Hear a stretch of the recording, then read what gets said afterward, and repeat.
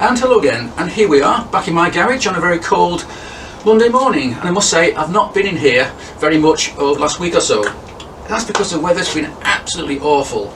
We had a storm come through, 80 mile an hour winds, icy and cold, trees blown down, fences blown down, tiles off roofs, so not ideal for coming working on my bikes in here with no heat, and indeed the noise outside was terrible, so I couldn't really do any filming anyway. Since then, I think last couple of days, all that's blown itself out, and we've now turned into a very cold period of time. It's been snowing for the first time in 3 years yesterday, and at the moment it's about -4 degrees outside, and in here it's also about -4 degrees, so this video might be a bit quick because it's so cold in here. However, despite the fact I've not been in the garage very much recently, things have been happening, so we'll quickly go through those before I freeze to death. And so let's start off with my Guzzi project here. And I'm still doing the wiring, it's going okay. I've got most of the circuits done now. A few more to do, but nothing really too difficult, just needs time. I was here actually one night last week, about 10 PM, and I had to stop because my fingers were going numb. I just couldn't feel them, it's so cold in here. So yeah, I just stopped. But you know, it's going okay. There have been though a couple of things I've noticed that will cause me a problem in the future. And the first one is, to fit the Le Mans Mark 1 cockpit fairing here, I'm going to have to change the front brake lines. These Goodrich lines were made up, God, years ago, long before I wanted to fit the fairing. As it turns out, the routing of them gets in the way of fitting the fairing. I tried to reroute them, but they're not quite long enough. So these are expensive Goodrich lines, we'll have to come off the bike. To buy some new ones that are a bit longer, but you know, so be it, so be it.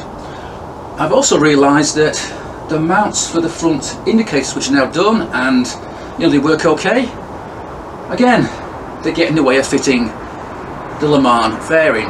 Now that's not just a big problem, because all I've got to do is move them down and back by about, oh, I don't know, 20 or 30 millimetres, which means me making a little bracket to move them back.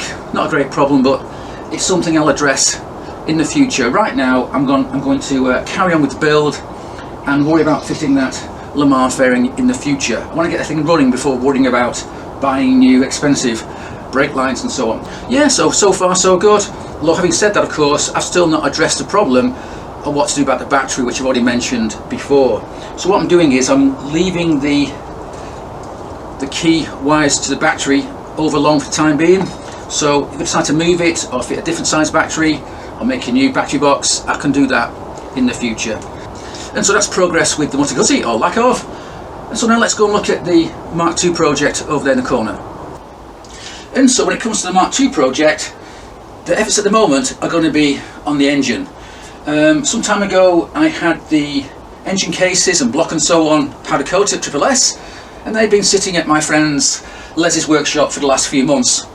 And that's because we're waiting for the crank to be sorted out by Jeff. And finally the crank's now finished. It's been cleaned, rebuilt, and each time we added a web I had it welded by Jeff the welder. All that's done now, and I dropped the crank off to Les last week, so now he's got to build up the engine as and when he can. I think he'll start, it's sometime in December, because it's quite busy at the moment, and also because we've had to order some performance parts for the engine. Things like APE cylinder studs, nuts, that sort of thing, and no doubt lots of more expensive go faster parts for the engine. I think the engine build should go quite quickly once it gets started, once it's got all the parts, except for the head. The cylinder head needs a lot of work, it needs completely rebuilding, new valves, new stems, new seals, you know, you name it, all needs doing. And the last one I had done in the 1170 took about 4 or 5 months to come back from Leeds, where Mr. Bainbridge, who's a very famous Kawasaki expert, he did the head. So I'm not sure if he'll be doing this one, but anyway, whatever.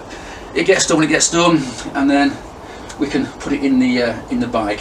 Now I can't really do much else with the running chassis at the moment, because when the engine's finished, we're going to lay the engine on its side, strip out the frame and put the frame over the engine. That's the best way of doing things. So I don't want to start adding things to this chassis at the moment, only to have it taken off just to get the frame over the engine. I did actually pick up these the other day. These are spares that we had made some time ago. These are billet pedals, and I'm going to end up using them because they've got holes in which I'm not too keen on. But what they'll be good for is just working out angles and making sure we know everything works okay. I want to make the mounts for the foot pegs and the levers.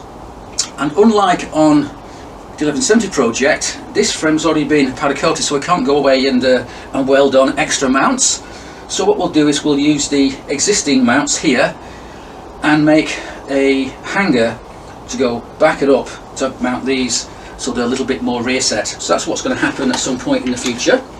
I'm also going to start in the new year buying parts for this bike because it can be quite expensive, so I'll just buy something perhaps every few weeks when I can afford it. Yeah, so that's going to be happening, but you won't see much progress there. It'll just be put in a box and left until the engine's finished and it's in the frame, or rather the frame's on the engine, and we can go from there. Oh, and by the way, I was asked some time ago, what's in this big box that I mentioned some time ago? It's behind me here. What's this big box from Japan? Well, it's the seat. It's a standard replica seat for the Mark II, so that's what's going on the bike. Yeah, so that's it really. Oh, I've also decided I need to make some new engine bolts to go in the frame. I've got some here, but they've seen better days. I think they've been chromed, and the chrome's peeling off them and so on, so we're going to make some new ones in stainless steel at some point, so that's going to be happening in the new year. Yes, overall then, things are happening with the engine, but I can't really show you much at the moment. Oh, one more thing. Here we have the cam cover that's going to be on the engine. This is a Mark II cam cover, and it came from America. It came from D&K. And like most cam covers and engine parts from America, it's got the anti-pollution additions that we don't want here in the UK. And for the cam cover, this meant that it had these blocks that came up from the front of the cam cover with hoses coming out of it. Don't want that, so I had Jeff mill it all off flat. Still needs a bit more work, and it also needs two holes blocking off. You see these holes here? These are the vent holes that went inside the engine and carried God knows what, like oily mist, whatever, out of the way. Some sort of anti-pollution measure, I guess. So we've got to block those up, and what I'll do is on the inside, the holes are circular, so all we've got to do is tap these holes and then fit a grub screw at some point. But first I've got to round off some of these sharp edges that the milling process has left behind, and then it can go off for powder coating in the new year. Yeah, so that's happening as well. So with that done, let's move on and talk about the 1170 project. And so since the last video about the 1170, I've only done two things with the bike. The first one is I finished making this link rod here. I started out with some 6mm alloy bar, put a thread on both ends, and then added on these rose joints. Only problem is that in the standard position, the link rod interferes with the peg. You know, it doesn't right now, but it did. So what I've done is I dug out a 10mm spacer and put it behind the lever here to move the peg and the lever out by 10mm and hopefully clear the link rod. It's still not quite enough though, it might still hit it, so I'm going to get Jeff to make me about a 15mm spacer instead, and that should bring it out enough to clear the inside of this lever here and not be a problem. What I can't do is, I did consider perhaps making this rod, this link part here, this little plate a bit longer. It's going to be a bit more room beneath. Couldn't do that because when the side stand is up, it's awfully close to the link rod, so I'm stuck there. But as I say, all I've got to do is make a new spacer here, bring the whole thing out by another 5mm, and we should be okay. And the second thing that's been done with the 1170 this week is that this has been finally finished, and this is a one-off sprocket that I had to make to give me the correct offset with the chain. Now I'm using a 190 rear tyre and a wider 6-inch rim. And this has taken an awful lot of effort to get right. So to explain how we did it, come a bit closer and I'll draw it out. And so we made the one-off sprocket using two things. We started off with a standard flat sprocket for a Kawasaki, and also a simplex sprocket made by Dunlop, and I'll show you a photograph of that right now. And that's called a counterbore sprocket. But we'll start off with the standard flat sprocket, so we'll move that out of the way, and we've got a little diagram there. And what we did was we cut away all the teeth, so we ended up with a a disc effectively with a hole in it, a splined hole, which would fit over the output shaft of the engine. Once that's done, we then turn our attention to the simplex counterbore sprocket. So we then, let's see, I've got the diagram here. This is a standard simplex sprocket. So there's the teeth and there's the body of it with a hole going through it, but that hole won't fit anything. We then bored out that hole so it would slide over the output shaft of the Kawasaki engine. Once that was done, we then counterbored it and widened it out at the top so that the machined down part of this sprocket would fit inside nice and snug. Once it was fitted inside nice and snug, a V was machined in the contact point. That V was added to make the welding a bit easier, because then what we did was, where's it gone? Yeah, here we have the almost finished article. We bolted the simplex sprocket to the inner part of the standard sprocket here, nice and tight so we can't move. And then we've got Jeff the welder to weld the joint together. You see here there's some holes. That's because the original sprocket had holes like this one here all the way around, so it sort of looked a bit like this, and that's why you see the remnants of those holes here, because we cut it kind of like that. So that's the end result of all that work. And in fact, this one's not for me, that one's for Jeff, because mine is over here somewhere. It's not quite as deep. This is the original one. You can see here it's a bit fatter. I only wanted an inch offset, so we machined that down. And now what you can see is the simplex counterbore sprockets widen out here, but on the back, the inner part of the standard sprocket's been sunk into it and welded. And that gives me the 1 inch offset I need for the bike.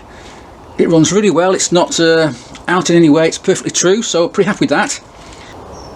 Although of course there is one problem, or rather a future problem, which is what happens when this wears out. You can't go and buy a new one, you've got to make it. Now it probably won't wear out for what, 20,000 miles, so it probably won't be my problem, because I'll long be dead by the time I've done 20,000 miles on that bike. But I think what I'll do is I'll make a duplicate at some point in the future, so I can give it to a future owner and say, look, you know, if that wears out, then don't worry, you've got a spare. And indeed I might have to make something like this for the Mark II project, since it also has a wider than standard back wheel in it. Although that said, the Mark II is getting a 5.5 rim compared to a 6-inch rim on the 1170, so I'm hopeful that maybe I won't need to use something like that, and instead I can use this, which is a standard sprocket from ZZI 1100, and it's got a 5/8 offset already, so that might just be enough, we'll see. But we'll cross that bridge when we come to it. And the fact that we've already now made 2 of these means we can make some more in the future. Now we know the process and where we can get the parts from. So that's pretty good. Oh, by the way, the original part for this is made by Dunlop, which I believe is called a simplex counterbore sprocket. And yeah, they're out there at about £10–15 each. Nothing to worry about. So yeah, pretty happy with that. So what's next? What's next? Oh yes, I've got in the corner over there an engine in bits. Let me go and drag it over and we'll talk about that. And here it is. This is the engine cases for a Kawasaki Z. Mark II, in fact, Mark II. And in fact this engine once was in the frame of the Mark II project over there. That said, of course, the Mark II is getting a special engine, 400cc, big block, that came out of my old Kawasaki drag bike. In fact, I'll show you that picture. And in fact, I'll show you a picture of the old drag bike now so you can see what it used to look like. Now, I bought that bike as a project bike, and as it turned out, the engine was in a bad way, had a bent conrod and so on, so I ended up selling it, got broken up, and the engine ended up with Les. He's kept it waiting for a future project for many years, and now I bought it as part of the project for the Mark II, so that's going to be built up. But of course without the nitrous and without the turbo kit, because that's long gone. But I've got this engine here as part of the deal, and it also includes a block and the head and so on, but that's about it. Got no internals, I've got no gearbox, no crank, no conrods, no pistons, nothing. So, oh god, here we go again. But what I have got is a crank. I bought a crank just to get one conrod for the Mark II, and it turned out it was the wrong crank. It was specified incorrectly. It was for an A1, not an A3. Jeff took it apart and turned out quite a nice crank, just the wrong model. So I've asked him to rebuild it, since it's a good crank, and it'll end up going in here at some point in the future. So this needs completely rebuilding, it needs reboring, new everything. But what I'm probably not going to do is build it as some super tuned up engine, because I've already got 2 of those, I don't need any more. This might get built up as a show bike or as a standard bike, I don't know yet. I'll have to buy a frame, of course, and go from there. It's going to be a very long-term project. But, you know, it's here, and once again I can start buying parts for it as and when I can find them on eBay and so on, or as they turn up at a good price, and we'll slowly build up the engine. I mean, who knows, it might even end up being supercharged, but we'll see, we'll see. Okay, so there's one more thing to talk about before I freeze to death in here, and that's a future project for 2022. Now, this new project, which I've not mentioned yet, was given to me by Mike near Hull, so thanks to Mike. And we've had it now, I don't know, about 9 months or so, and I hoped it would be done this year, but it's just not happened. There's been too many other things going on. So yeah, it's been delayed and delayed and delayed, but next year, starting next year, January-ish, it should start moving forward. And guess what? It's another Kawasaki. So I'll show you the picture of the bike now, and we'll talk about what I'm going to do with it in the new year. And those of you who know Kawasaki's will know that's standard Kawasaki Z 650 from the late 70s. I think it's a 79 or 80 in fact. And the engine is out of it because it's got a broken exhaust stud which needs drilling out and replacing. And while the engine's out of the bike, we may as well go through it, check the internals, clean it all up and make it, you know, as good as we can do without spending a fortune on it. The chassis looks pretty good, and certainly I don't want to start, you know, fitting upside down forks to it or bigger wheels or anything like that. I just want to make it into a nice standardish Kawasaki Z 650. Cheap insurance, classic insurance, cheap to run, you know, no great problems, and yeah, it should make a great around town bike. So we'll see how that turns out. Perhaps my ideas will change in the future. We'll see what Les has to say about it, because he's going to be doing the work on the engine and so on.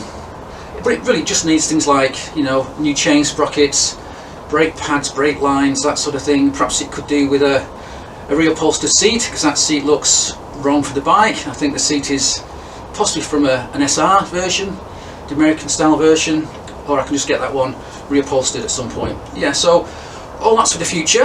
I've already got a few parts for it. We've got new, better shocks for it already. I think we've got a new front mudguard for it. But as I say, because Les has been so busy, because that's where the bike is right now, it's just been waiting for him to find time to work on it. Now I've just given him an engine build to do, so who knows when he'll get onto that. But certainly be sometime in 2022. So that's another Kawasaki. I seem to be doing lots of Kawasaki's at the moment. Anyway, I'm about to freeze to death, so I'm going to go inside now and have a nice warm cup of tea. I'll edit this video, put it on YouTube, and then perhaps at the end of the week it'll be a bit warmer, and I can crack on and do some more work on these various projects. So anyway, thanks for watching, and cheers.